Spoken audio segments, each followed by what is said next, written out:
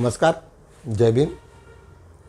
मी advocate doctor Siddharth Kamble, बहुजन सौरभचा मुख्य संपादक. बहुजन सौरभच्या YouTube चॅनलमध्ये सर्वांचं स्वागत आहे. आज देशविदेशातील घडामोडी पाहण्याच्या आधी आपण एक बुद्धगीतानी कार्यक्रमाची सुरुवात करू. अनिल भगत यांच्या सुरात.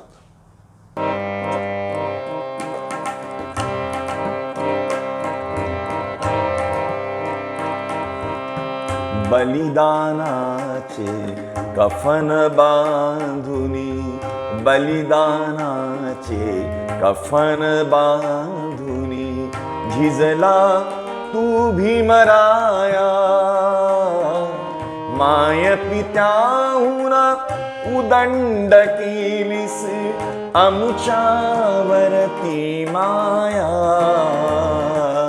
बलिदानाचे कफन बांधुनी.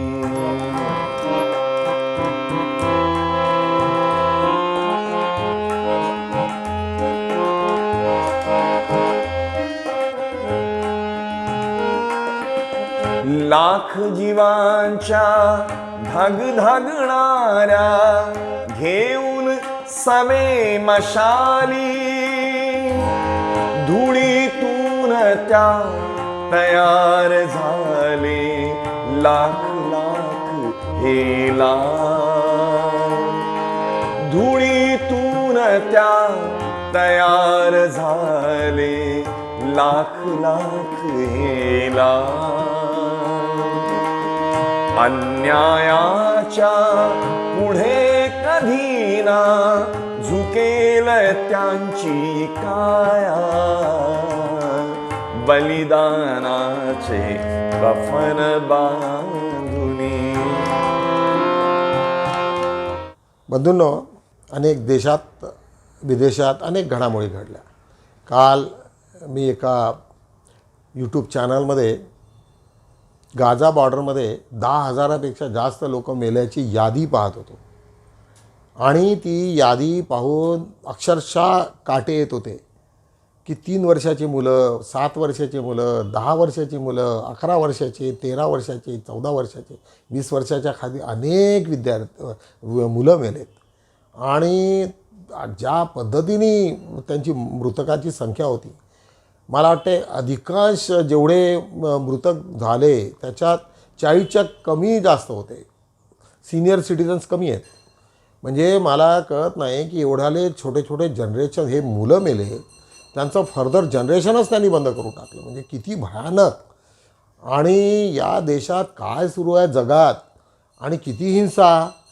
म्हणजे आता पहिले युद्ध होत होतं, आता हे युद्ध म्हणजे एकदम दारुगोळ्याचंच युद्ध सुरू झालं आणि हजारो लोक इतक्या मोठ्या प्रमाणामध्ये मारत आहेत. आता असं वाटायला लागलं की खऱ्या अर्थानं बुद्धिझमचं गरज आज जगाला आहे. आज आमच्या भंतेंची, अनेक लोकांची जबाबदारी आहे की त्यांनी हे मोठं एक चॅलेंज घेऊन जिकडे तिकडे जावं. ज्या ज्या लोकांच्या जबाबदाऱ्या संपल्या असतील आणि ज्या ज्या लोकांना वाटत असेल की बाबा आता या जगाला बुद्धाची गरज आहे आणि बुद्धाशिवाय पर्याय नाही, युद्ध नको बुद्ध हवे, हा मंत्र जर तुम्ही जगभर घेऊन गेला तर निश्चितच येणाऱ्या दिवसात काहीतरी मोठं आपल्या हातात लागेल अशी एक इच्छा आहे. मला असं वाटतं की मला कालपासून असं जाणवत होतं की आज जगाला बुद्धाची गरज आहे. बुद्धाशिवाय काही दुसरा पर्यायच नाही. या हिंसेला उत्तर फक्त एकच आहे, बुद्ध. चला बघूया. काल आपण एक बिहारची एक बातमी बघितली. बिहारच्या गव्हर्नरने तिथले चीफ मिनिस्टरनी एक सुंदरसं भाष्य केलं आणि त्याच्यामध्ये स्त्रियांचं जे तिथे जे एज्युकेशनचं प्रमाण कशा मोठ्या प्रमाणामध्ये वाढलं ते सर्वच्या सर्व सांगितलं. नितीश कुमारनी हे सर्वच्या सर्व सांगत असताना स्त्रियांचं ग्रॅज्युएशनचं लेवल, इंटरमिडिएटचं लेवल, पोस्ट ग्रॅज्युएटचं लेवल आणि वेगवेगळ्या स्तरावरती स्त्रियांची उन्नती कशी कशी झालेली आहे आणि त्याचं सर्व श्रेय बिहार गव्हर्नमेंटला जाते आहे. अशा पद्धतीचं ते हे होतं, विधान होतं. त्या विधानला आणि दुसरं एक अत्यंत महत्त्वाचं विधान त्यांनी केलं कालेच्यात, की तो म्हणाल की 70% रिझर्वेशनची आम्ही मागणी करू, कारण जनगणना जर झाली, जातीय निहाय जनगणना जर झाली तर 70% आम्हाला रिझर्वेशन देणं गरज आहे. त्यावेळेस खऱ्या अर्थानं ब्राह्मण लोकांची लोकसंख्या किती आणि त्यांनी नंबर ऑफ पोस्ट म्हणजे वेगवेगळ्या ठिकाणी त्यांची पकड ॲडमिनिस्ट्रेशनमध्ये किती, हे जर ज्या दिवशी लक्षात आलं तर त्या दिवशी सर्वात मोठं ब्राह्मणिकल किल्ले हे ढासळून पडतील होतील. या सर्वाला इतकी धास्ती बसली की आज नितीश कुमारनी एक छोटंसं वक्तव्य करताना स्त्रियांच्या बाबतीमध्ये काहीतरी सेक्स एज्युकेशनवरती बोलले असतील, एक प्रेमाने बोलले, एक एकदम सॉफ्ट त्याच्यात होतं आणि त्याची गरज आहे जगाला. आणि त्याची त्या बातमीला इतकं भयानक रूप यांनी आणलं की एका पार्लिमेंटमध्ये एका चीफ मिनिस्टरनी केलेल्या भाषणाला किती गलिच्छ बोलू शकेल, काहीच नाही. म्हणजे एखादा माणूस किती जरी बोलण्याची इच्छा झाली तरी त्या सभागृहात काय बोलणार. परंतु त्या लोकांना 75% रिझर्वेशनची माग करणारी एखादी कुठली तरी गव्हर्मेंट ही आल्याबरोबर संपूर्ण RSS आणि BJP कशी त्याच्यामध्ये एकदम थर्रावली. आणि आश्चर्य म्हणजे असं की अनेक वर्तमानपत्रांनी पेपर वाचताना त्या हेडलाईन दिल्या, म्हणजे कोणीही ती न्यूज पाहिलेली नाही. मी स्वतः ज्यावेळेस न्यूज पाहिली आणि ते पूर्णच्या पूर्ण त्याचं विधान पाहिल्यानंतर मला कुठेच त्यांनी वाढ वाटलेलं नाही. आणि अशा ठिकाणी एवढं चांगलं वक्तव्य करताना पण ब्राह्मणांना मात्र ते खपलं नाही, सवर्णांना मात्र खपलं नाही, BJPच्या लोकांना मात्र खपलं नाही, पेपरवाल्यांना खपलं नाही. आणि अशा पद्धतीने त्याच्यावरती ताशेरे उडवणं हे अत्यंत एक खेदजनक बाब आहे आणि त्याचा आम्ही निश्चितच निषेध करायला पाहिजे. त्याच्यानंतर एक आजची अजून एक दुसरी 5ही राज्यामध्ये ज्या आता निवडणुका सुरू आहेत, मोठ्या प्रमाणात प्रतिसाद आहे. सर्व 70%पेक्षा जास्त मतदान होते आहे आणि 70पेक्षा ज्यावेळेस जास्त मतदान होईल तर निश्चितच यावेळेस इलेक्शन BJPला धोकादायक होऊ शकते. अशा पद्धतीची सर्व ठिकाणी भाकीत वर्तवलं किंवा ज्या त्यांनी ज्या सेन्सस करतात, आपल्या हे करतात, त्यांचे सर्वे करतात, त्याचे जे रिपोर्ट्स आहेत त्या आधारावरती ते सर्व झालेले आहे. रोजप्रमाणे आज आम्ही एक बुद्धाची एक क्लिप दाखवतो आहे. अजातशत्रू आणि मगधचा राजा बिंबिसार ह्या दोघांनी त्यांच्या असं म्हणतात की त्याच्या पत्रिकेत, बिंबिसारच्या पत्रिकेतच त्यांचा मृत्यू हा त्याच्या मुलाच्याच हातातनी आहे असं ब्राह्मणांनी पहिलेच वर्तवलं होतं असं म्हणतात. काय खरं आहे. परंतु ज्यावेळेस सिद्धार्थ आपला बिंबिसार, राजा बिंबिसार बुद्धत्वाकडे जातो आणि बुद्धाचा तो अनुयायी बनतो आणि अशा सिच्युएशनमध्ये आणि त्यांच्याशी कॉन्फ्लिक्ट सुरू होते आणि त्यांना असं ही भीती वाटते की बाबा मला हे राजपाट मिळेल की नाही. मगध एवढं मोठं साम्राज्य असते आणि मगधचा राजावरती त्याचं सिंहासन बहुधा त्यांना मिळणार की नाही याच्यातनं अजातशत्रू त्यांच्याशी भांडतो आणि त्यांना कारावासात टाकतो. कारावासात टाकल्याच्यानंतर अत्यंत त्याचे हाल होतात आणि त्याच्यामध्ये त्याची पत्नी, तिचं नाव आहे माझ्या मते वैदेही, तिला राहवत नाही आणि ती आपल्या नवऱ्याला ती जेवण खाऊ घालते. आणि त्यावेळेस मग तो राजा बिंबिसार जे काही झालेलं असतं त्याच्या आयुष्यामध्ये काही दुर्घटना झालेल्या असतात आणि त्या सर्वच्या सर्व सांगतो तिला की मी असं झालं आहे सर्व, आणि ते सर्वच्या सर्व तिला माहिती असते पण तरी ते सर्व माफ करते. परंतु त्या काळातली किती मोठी एक मगधचा राजा, त्याचा तो एक पुत्र ब्राह्मणांच्या सांगण्यावरून तो त्यांना बंदी करतो, कारागृहात घालतो आणि त्याला मारण्यासाठी हे करतो. शेवटी बिंबिसार कट्यार घेऊन आपल्याला स्वतःलाच मारतो आणि ही सर्व घटना तो आपल्या आईला सांगतो आणि त्यालाही तो म्हणतो की नाही मी आज हे झालेलं आहे, माझ्यासारखा म्हणजे मी जे केलं ते योग्यच आहे. अशा पद्धतीची ती घटना आहे आणि ती बुद्धकालीन महत्त्वाची घटना असल्यामुळे ते तुम्ही आता या क्लिपच्याद्वारे पाहायला मिळेल तुम्हाला बुद्धाची क्लिप.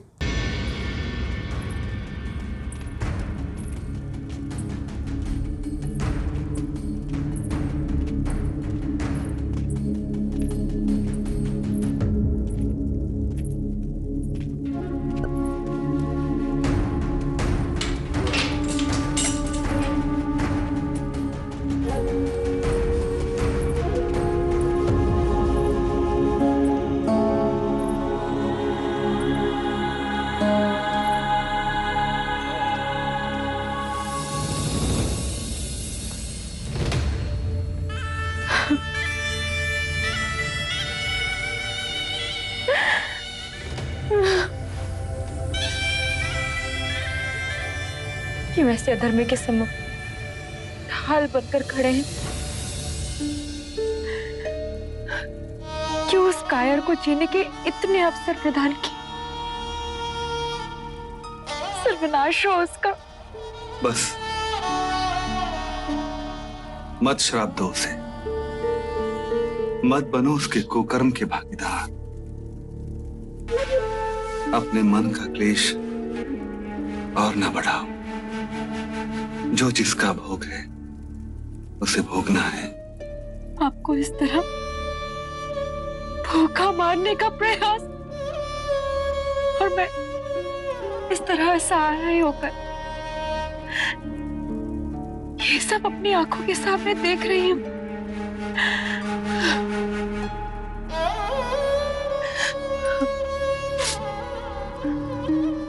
इसमें कुछ खाने के लिए है। इससे पहले कि कोई देख ले, आप इसे ग्रहण कर लीजिए। रहने दो, जब प्राण जाने ही। आपको मेरी सौगंध, जब तक मैं जीवित हूं मैं आपको इस तरह भूखा मरने नहीं दे सकती। अगर आपने ये भोजन ग्रहण नहीं किया ना, तो मैं भी यहीं अपने प्राण त्याग दूंगी। वैदेही, तुम जानती हो, यदि अजात शत्रु को पता चला कि तुम छुपकर मुझे भोजन देने आई हो, तो वो क्या करेगा? मुझे भी इसी कालकोठरी में मरने के लिए छोड़ देगा। क्यों संकट मोल ले रही हो? मैंने अन्न का त्याग कर दिया है। तो मैंने अभी आपको अपने प्राणों की सौगंध दी है, और मुझे आशा है कि आप मुझे निराश नहीं करेंगे। तुम्हारी सौगंध ना तोड़ूंगा, अवश्य खा लूंगा। ऐसे क्या देख रहे हैं? वैदेही,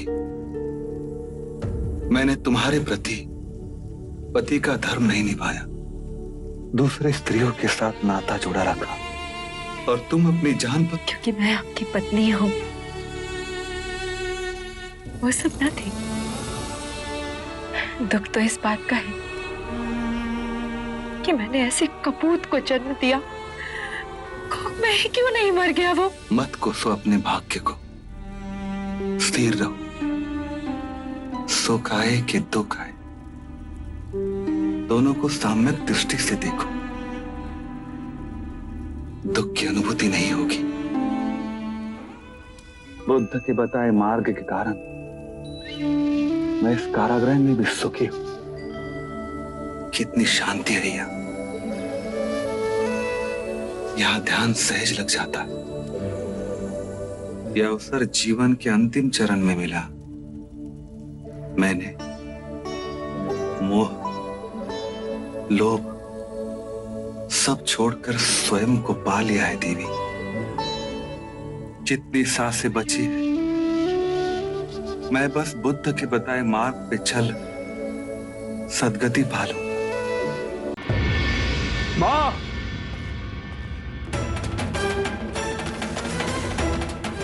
मैंने आदेश दिया था कि कोई भी महाराज को भोजन नहीं देगा, किंतु आपने कई बार मेरे आदेश की अवहेलना की और छुपते छुपाते महाराज को भोजन दिया। दूंगी, हर बार भोजन दूंगी उन्हें, और हर बार अवहेलना करूंगी। क्या करोगे? हत्या करोगे तो कर दो। देखो मेरी आंखों में, तुम जब मेरी कोख में थे ना, मुझे तुम्हारे पिता का रक्त पीने की इच्छा हुई।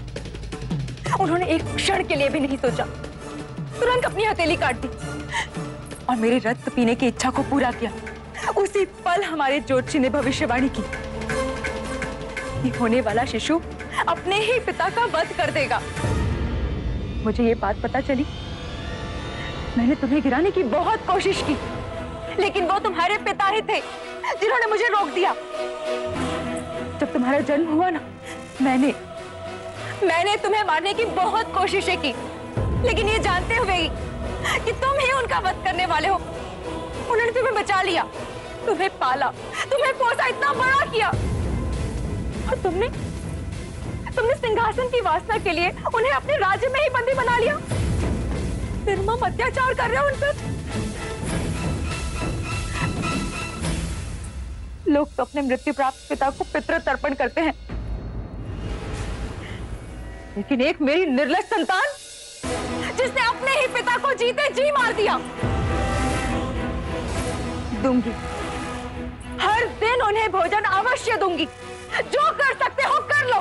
माँ, कदाचित तुम्हारे भाग्य में भी और जीना लिखा है, या फिर मेरा भाग्य अधिक बलशाली है कि उसमें तुम्हारी हत्या नहीं लिखी। कल रात्रि महाराज ने स्वयं को कटार मार आत्महत्या कर ली।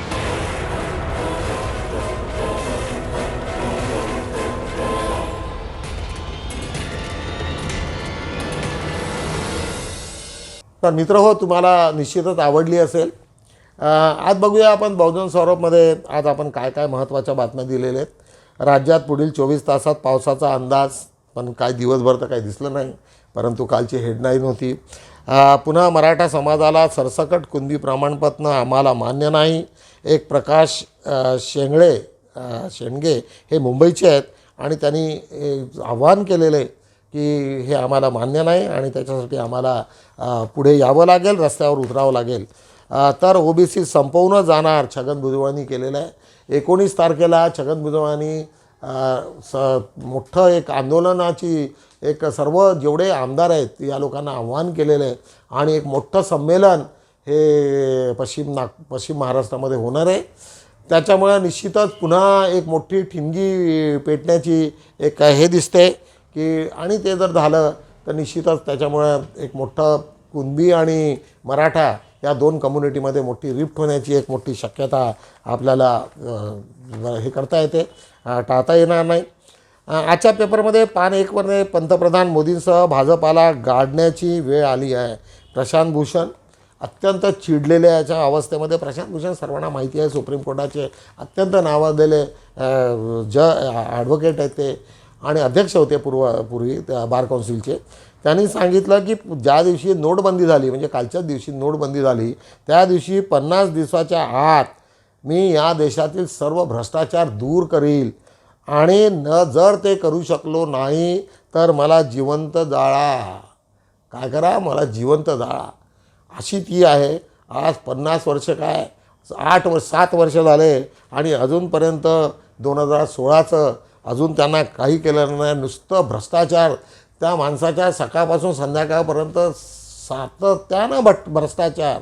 अडाणी असो की वेगवेगळ्या ठिकाणी आता जे काय असेल ते तुम्हाला माहिती असेल, इतका भ्रष्ट माणूस आणि खोटं बोलणारा माणूस। आज जर देशात जर हा प्रश्न केला तुम्ही की या देशात सर्वात खोटं बोलणारा माणूस कोण आहे सांगा, तर सर्वांच्या तोंडून एकच शब्द निघेल। त्याच्यामुळे मला असं वाटते की या सर्व गोष्टींचा याच्यामुळे एक राग म्हणून प्रशांत भूषणची बातमी आज आम्ही पान 1 वरती छापलेली आहे। त्याच्याच खाली आम्ही एक राज्यपाल नियुक्त आमदारांच्या याचिकेवर सुनावणी 7 डिसेंबरला। राज्यपालांकडे अनेक लोकांचे काही हे जात असतात कॉन्स्टिट्युशनल प्रोसेसच्या ह्याच्याने की काही त्यांचा कोटा असतो, राज्यपालांचा कोटा असतो आणि त्या कोट्याच्या अंतर्गत त्यांना करायचं असते। 7 डिसेंबरपासून त्यांना पुन्हा आता त्याच्यावरती 7 डिसेंबरला पर्यंत त्याला ते एक्सटेंड केलेलं आहे आणि 2014पासून ते तसंच ते मॅटर 2020पासून 12 आमदारांचं ते मॅटर तसंच पेंडिंग आहे। त्याच्यामुळे ती एक खेदाची बातमी आहे आणि 7 डिसेंबरला त्याची डेट पुढे एक्सटेंड केलेली आहे। त्याच्याच बाजूला आज आम्ही दुसरी बातमी घेतली, राज्यातील नुकसानग्रस्त शेतकऱ्यांना पीक विम्याचे वाटप करण्यास सुरुवात। अत्यंत बोगस कारोबार आहे तो। पीक वाटपाच्या याच्यात तुम्हाला इंडिव्हिज्युअल जर माझ्या याच्यातलं शेताचं नुकसान झालं असेल तर मिळणार नाही। माझ्या शेताला जर वाईल्ड लाईफनी कुणा जंगली जनावरांनी पूर्ण उद्ध्वस्त केलं तर मला मिळणार नाही। नुकसान झालेलं नसेल आणि डबल पीक आलं असेल आणि माझ्या शेजारच्या एखाद्या शेतकऱ्याचं जर नुकसान झालं असेल तर मला आपोआपच ते मिळेल, असा ती पॉलिसी आहे। आम्ही त्याच्यातले तज्ज्ञ असल्यामुळे तुम्हाला सांगतो, अत्यंत बोगस आणि एक पॉलिटिकली एक मोटिवेटेड एक क्लेम सेटलमेंट असते। एखाद्या वेळेस निश्चितच तो एक मी क्लास घेईल आणि तुम्हा सर्व लोकांना सांगेल। आज त्याच्याच खाली आज आम्ही अत्यंत महत्त्वाची बातमी घेतली, उत्तर नागपुरीची आहे। स्थानिक लोकांच्या सहाय्याने नागोराव पाटणकर खुले रंगमंच व बालोद्यानाचे लोकार्पण। अनेक लोकांनी पाहत आहेत की इतके दिवसपर्यंत झाले कोणी त्याच्यावरती उद्घाटनच करायला त्यांना माणूस भेटला नाही. शेवटी काय सिनियर सिटीजननी एकत्रित येऊन त्यांनी ते स्वतःचं उद्घाटन करून घेतलं आणि त्याच्यानंतर याला उद्यानाला सुरुवात झालेली आहे लोकांच्या उपयोगासाठी. त्याच्याच खाली आज आम्ही बातमी घेतलेली आहे कॅश फॉर आस्किंग क्वेश्चन्स की कॅश फॉर क्वेरी प्रकरणी CBI तपास. आता एक स्पेशल त्यांची एक पार्लमेंटरी कमिटी डिसाईड झालेली आहे आणि ते सुरुवातच नाही झालं तर आता पुन्हा CBI त्याच्यामध्ये जंप केलेलं आहे. काय प्रकार सुरू आहे? सावित्रीबाई फुले पुणे विद्यापीठाला जमावबंदी, तिथे OBC आणि मराठामध्ये पुन्हा एकदा मोठी रिफ्ट होण्याची एक शक्यता हे करता येईल. ती एक बातमी दिलेली आहे. त्याच्यावरती आम्ही दिलेली आहे मी माफी मागतो, माझे शब्द मागे घेतो. नितीश कुमारांनी काल म्हटलं असेल त्यांनी की त्यांनी तर काही म्हटलंच नाही, परंतु त्यांनी असं म्हणत असेल की कोणाला जर त्याच्यामुळे वाईट वाटलं असेल तर मी माझे शब्द परत घेतो. 5-4 वरती ईश्वर चिठ्ठीने उजळले गडचिरोलीतील 2 ग्रामपंचायती सदस्याचे नशीब. जर इक्वल मतं मिळाले की आपण चिठ्ठ्या टाकत असतो त्याच्यामुळे त्याला ईश्वर चिठ्ठी म्हणतात. त्याच्यातला तो इश्यू आहे. त्याच्याच बाजूला OBC विद्यार्थ्यांच्या वसतिगृहाबाबत महाराष्ट्र शासन उदासीन. त्यांनी 2016पासून अनेक OBCचे जे हे आहेत विद्यार्थ्याचे वसतिगृह, परंतु ते अजूनपर्यंत त्याची सुरुवात झालेली नाही आणि अजूनही त्यांचं काय सुरू आहे नागपूरलाही आम्हाला माहिती आहे, परंतु त्यांनी काही सुरुवात केलेली नाही हे आमच्या लक्षात आहे. बार्टीने विविध उपक्रमाद्वारे साजरा केला विद्यार्थी दिवस. आज त्याच्या शेजारी बालिकेवर अत्याचार करणाऱ्या आरोपीस 20 वर्ष कारावास. डॉक्टर बाबासाहेब आंबेडकर शाळा प्रवेश दिनानिमित्त जिल्हा परिषद शाळा बचाव अभियानाचे प्रारंभ. अत्यंत महत्त्वाची न्यूज आहे ती. होतकरू विद्यार्थ्यांसाठी जिथे जुडलेली आहे तिथे त्या लोकांचं शिक्षण झालं पाहिजे असं आंबेडकरी रिपब्लिकन मोर्चाचे अध्यक्ष नारायण बागडे यांनी ते दिलेली बातमी आहे. त्याच्याच खाली आज आम्ही अंगणवाडी सेविकांच्या मानधनात 20% वाढ.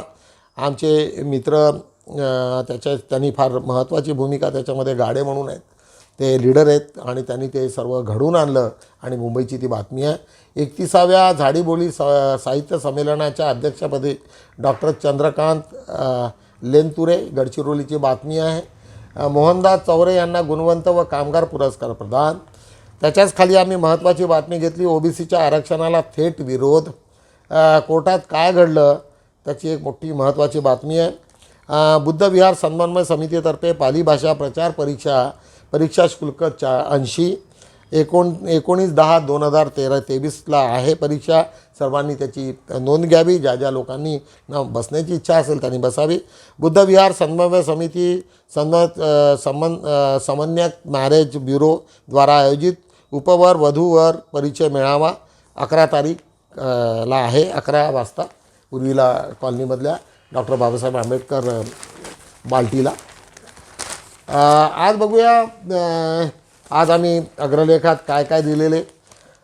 सरकार लोकहिताचे काम का करीत नाही. आज आम्ही सर्वात महत्त्वाचं म्हणजे जरांगे पाटील यांनी जे काही केलेलं आहे आणि त्यांनी सांगितलं की मराठा ही जात नाही. अरे मग जात नाही तर मग आतापर्यंत तुम्ही काय झोपले होते. आणि मराठ्यांनी की अनेकदा मराठेच फक्त तिथे हे असतात आपले मुख्यमंत्री झालेले आहेत. मग तुम्ही आता ज्यावेळेस तुम्हाला आरक्षण ओढायचं आहे म्हणून तुम्ही म्हणता की ती जात नाही आम्ही कुणबीच आहोत. मग आतापर्यंत झोपलेले होते काय. आणि त्याच्यामुळे आता पुन्हा अजून ते चरांगे पाटील तर पुन्हा ते चिघळणार आहे. मला असं वाटतं की ते याला लवकरात लवकर, परंतु काही उत्तर कोणाच्या जवळ नाही. ते म्हणतात की बा असं करा तसं करा असं उगीचच काहीतरी बोलण्यात गरज नाही. चौकटीत बसलं पाहिजे.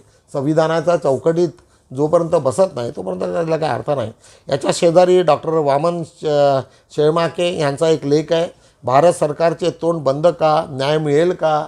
आज रात्रंदिवस आम्ही बघतो आहोत की त्यांनी अनेक ठिकाणचे उदाहरणं दिले आणि मिझोरमचं हे महत्त्वाचं ते घेतलेलं आहे की मिझोरममध्ये एवढा सर्व प्रकार झालेला आहे आणि नॉर्थ ईस्टला जे सर्व प्रकार घडले त्याच्यावरती तुम्ही गप्प बसलेले आहात आणि तुम्ही म्हणता की बाबा त्यावेळेस का तोंड बंद केलेलं आहे. अनेक याचे उतारं देऊन आज आमचे वामन शेळमाके यांनी तो लेख लिहिलेला आहे.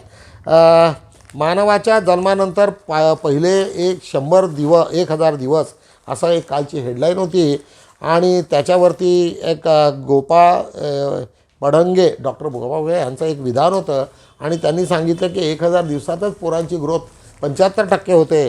त्याच्यामध्ये आमचे मित्र विनोद उली पवार यांनी सांगितलं की कुपोषणामध्येच असतात अनेक पोरं, आमच्या अनेक ग्रामीण भागातले पोरं कुपोषणामध्ये त्या पिरियडमध्ये असतात आणि कसं काय बुद्धीची ग्रोथ होईल. अनेक त्यांनी प्रश्न मांडलेले आहेत आणि त्याच्यामुळं त्यांनी त्याला थोडासा विरोधही केलेला आहे आणि अनेक गोष्टी त्यांनी मांडलेल्या आहेत. त्याच्याच खालीच आम्ही अनुज हुलकेंचं एक छोटंसं घेतलेलं आहे, सत्यशोधक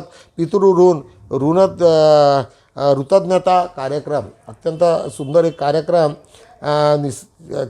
किसनजी कोठेकर स्मृती प्रित्यर्थ सत्यशोधक पद्धतीने ऋतज्ञता कार्यक्रम घेण्यात आलेला होता आणि त्याच्यावरचा सर्वच्या सर्व मोठा एक लेख अनुज झुलके यांनी तो दिलेला आहे. अत्यंत वाचनीय आणि महत्त्वाचा आहे. आज बघूया आज आपली पान 3मध्ये काय दिलेले. पान 3मध्ये महत्त्वाचं म्हणजे फटाके उडविताना पर्यावरणाची जाण व दुष्परिणामाचे भान असावे.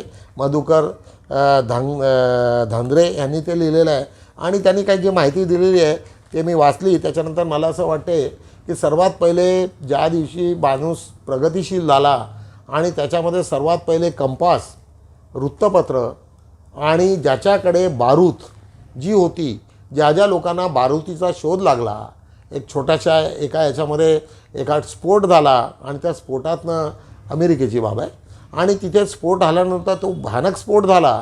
त्याच्यामुळे माणसांना असं वाटायला लागलं की या बारूदीमुळे जर कंबाईन बारूद जर केली तर त्याच्यामुळे एवढ्या मोठ्या प्रमाणामध्ये अग्नी होतो आणि त्याच्यानंतर तोच एक कन्सेप्ट घेऊन जगभर ज्या लोकांकडे बारूद होती त्या लोकांना साम्राज्य एस्टॅब्लिश केलं आणि अशा पद्धतीने ते झालेलं आहे. त्याच्यात मी फक्त थोडंसं ॲडिशन केलेलं आहे आणि पण उल्लेख वाचनीय आहे, चांगलं आहे.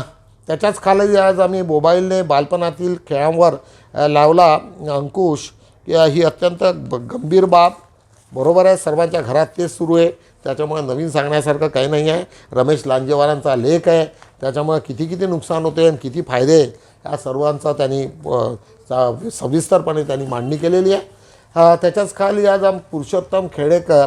मला असं वाटतं की पुरुषोत्तम खेडेकर कमीत कमी एक मराठा एक ब्रँड होता, एक मोठा आणि आतापर्यंत OBCच्या राजकारणामध्ये महत्त्वाचं भूमिका त्यांनी हे केली. परंतु मराठा आरक्षणामध्ये ज्या पद्धतीने त्यांनी जी खेळी केलेली आहे ती मला तरी पर्सनली आवडलेली नाही आणि त्यांनी ज्या पद्धतीने हे सांगितलं की बाबा तुम्ही मराठ्यांना सरसकट तुम्ही कुणबी मनवा. अरे हा काय प्रकार आहे. म्हणजे एवढ्या मोठ्या पुरुषोत्तम खेडेकरनी अशा पद्धतीचं बोलायचं, त्याच्यामुळे आणि त्याचं किती हे करायचं, गुणगायचे अशा पद्धतीची जरांडे पाटलांचं. त्याच्यामुळे ते थोडंसं मला हे वाटलं. पण एनिवे आता आमचं कामच आहे बहुजन सौरभचं की कोणाचे हे असले तरी छापायचं आणि लोकांनी आपापल्या प्रतिक्रिया ज्या लोकांना ज्या पद्धतीने द्यायच्या असतील त्यांनी द्यायच्या. अशा पद्धतीची भूमिका आहे. तुम्हा सर्व लोकांना मी अशी विनंती करतो की बहुजन सौरभमध्ये ज्या लोकांना प्रतिक्रिया द्यायच्या असतील किंवा त्याच्यावरती उलट छापायचं असेल किंवा कोणाचं क्रिटिसिझम असेल तरी तुम्ही निश्चितपणे द्या अशा पद्धतीने. आणि आता दिवाळीच्या सुट्ट्या लागत आहेत त्याच्यामुळे तुम्ही आनंद व्यक्त करा, फटाके फोडू नका. मी तुम्हाला पुन्हा एक निवेदन करेल की जे गाझामध्ये 10,000पेक्षा लोक मृत्युमुखी झाले, लहानचे पोरं गेले. एक तुम्ही आमची दिवाळी तर आपण साजर करत नसतो, परंतु त्यांच्या नावाने एक मोमबत्ती तुम्ही जर घरी लावली तर खऱ्या अर्थानं एक बुद्धाचे तुम्ही एक अनुयायी आहात. त्यांना एक मोमबत्ती लावायला पाहिजे अशी मी तुम्हा सर्व लोकांना एक आग्रह धरतो. आणि त्यांच्या नावाने कोणी लक्ष्मी येते, पार्वती जाते, हा काही भानगड नाही. परंतु गाझा इथे झालेल्या या लोकांच्या त्या लहान मुलांना एक श्रद्धांजली तुम्ही द्यावी दिवाळीच्या दिवशी एवढी मी इच्छा प्रकट करतो आणि इथेच थांबतो. पुन्हा भेटूया उद्या. तोपर्यंत जय भीम.